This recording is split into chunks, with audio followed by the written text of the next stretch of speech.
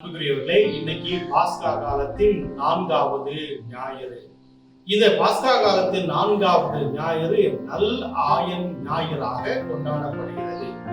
நானே நல்ல ஆயன் அப்படின்னு இயேசு சொல்லி இருக்கிறார். ஒரு ஆயன் தன்னுடைய ஆடுகளை அறிந்து கொண்டு அவர்களை வழிநடத்தக்கூடியவராக இருக்கிறார். அந்த ஆடுகளுக்கு எப்படிப்பட்ட துன்பம் வந்தாலும் அவர்களை பாதுகாக்கின்ற ஒரு ஆயனாக இருக்கின்றார். ஒரு நாளைக்கு ஒரு ஆயன் என்ன பண்றான்னா, தன்னுடைய ஆடுகளை மேய்ச்சி கொண்டே போறாரு. அங்கே ஒரு புலி அந்த ஆட்டை அடிப்பதற்காக காத்திருக்கிறது. உடனே இந்த ஆயன் ஓடி போய் தன்னுடைய ஆடுகளை எல்லாம் அந்த மந்தையிலிருந்து விலக்குகிறார். ஒரு மர பாலத்தின் வழியாக ஒன்னொன்னா ஏறி ஓடி போகுது. ஆனா அந்த மரப்பாலத்துல ஒரே ஒரு பலகை இல்லாமல் இருக்கிறது. அதனால என்ன பண்றான், ஓடி போய் அந்த மர பலகை இல்லாத இடத்துல படுத்துகிறான். இந்த ஆடுகள் எல்லாம் அவனை கடந்து மிதித்து கொண்டு போகிறது. கடைசியில இவன் எந்திரிச்சு பார்க்கும் பொழுது அவனுடைய உடல் முழுவதும் காயமாக இருக்கிறது. தன்னுடைய ஆடுகளுக்காக தன்னுடைய உடலை ரணமாக்குகிறவன் தான் நல்ல ஆயன்.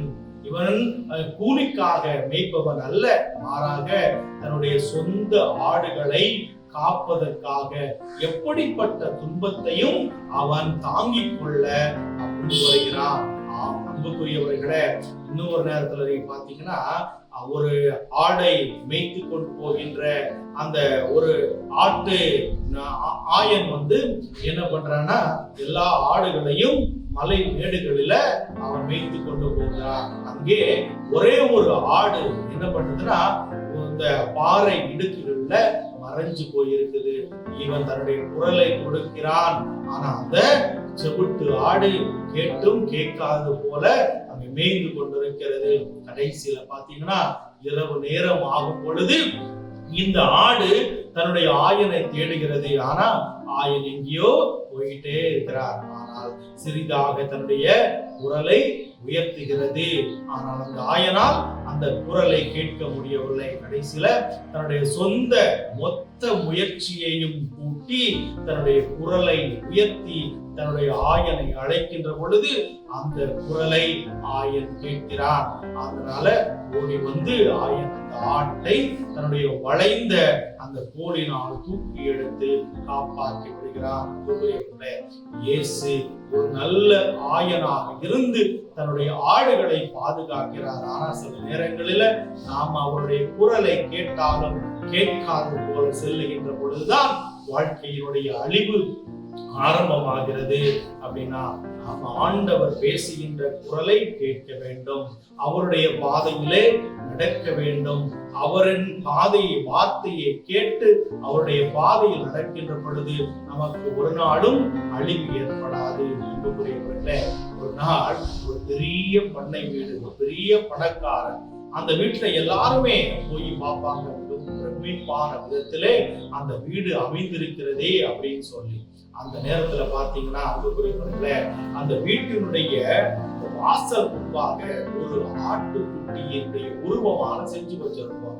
நிறைய பேர் கேட்பாங்க, இந்த வீடு இவ்வளவு பிரமிப்பா இருக்குதே, ஏன் இந்த ஆட்டுக்குட்டி அதை வாசலுக்கு நேர ஒரு இடைஞ்சலாக நீங்க வச்சிருக்கிறீங்க, வேற எங்கேயாவது நீங்க மாத்தி வச்சிருக்கலாமே அப்படின்னு கேட்கின்ற பொழுது அந்த வீட்டில் இருக்கின்றவர்கள் முன்னாடி நடந்த ஒரு விஷயத்தை சொன்னாங்களா. இப்படிப்பட்ட விஷயம் அன்புக்குரியவர்களே, அந்த வீட்டினுடைய ஓனர் அந்த வீடு கட்டும் பொழுது அது எப்படியெல்லாம் கட்டிட பணி நடக்கிறதுன்னு ஒரு பார்வையிடுவதற்காக போகும் பொழுது தடுமாறி கீழே அவர் விடுகிறார்.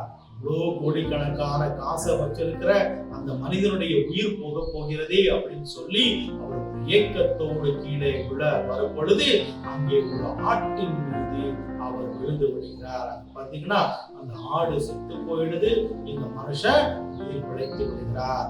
அந்த ஆட்டினுடைய ஞாபகமாக எங்கே அந்த ஆடு இறந்ததோ அந்த ஆட்டினுடைய உருவத்தை செஞ்சு அவர் அங்கே வச்சிருக்கிறார். அன்புக்குரியவர்களே, இன்னைக்கு ஆண்டவர் இயேசு நமக்காக, நம்முடைய பாவங்களுக்காக அவர் இறந்தார். அப்போ நாம அவரை எந்நாளும் போற்றி புகழணும், நினைச்சு பார்க்கணும். அவருடைய அன்பிலே நாம் வாழ வேண்டும். நல்ல ஆயன் ஞாயிறுல அன்புக்குரியவர்களே, ஆயனாக இருக்கின்ற நம் ஆண்டவரை ஒரு நாளும் விட்டு விலகி போகக்கூடாது. அவருடைய குரலை கேட்போம், அவருடைய பாதையிலே நாம் நடப்போம். இப்படிப்பட்ட மனநிலையை இறைவன் நமக்கு தர வேண்டும் என்பதற்காக இந்த நாளிலே நாம ஜெபிப்போம். இறைவன் உங்களை நிறைவாக ஆசீர்வதிப்பாராக. அன்புக்குரியவர்களே, காணொளி உங்களுக்கு பிடித்திருந்தது என்றால் நீங்கள் இந்த காணொளியை உங்கள் நண்பர்களுக்கு அனுப்பி வைத்து தமிழ் பைபிள் டிவி சேனலை சப்ஸ்கிரைப் செய்து உங்களுடைய பேர் ஆதரவை எங்களுக்கு கொடுக்குமாறு கேட்டுக்கொள்கிறேன். God bless you.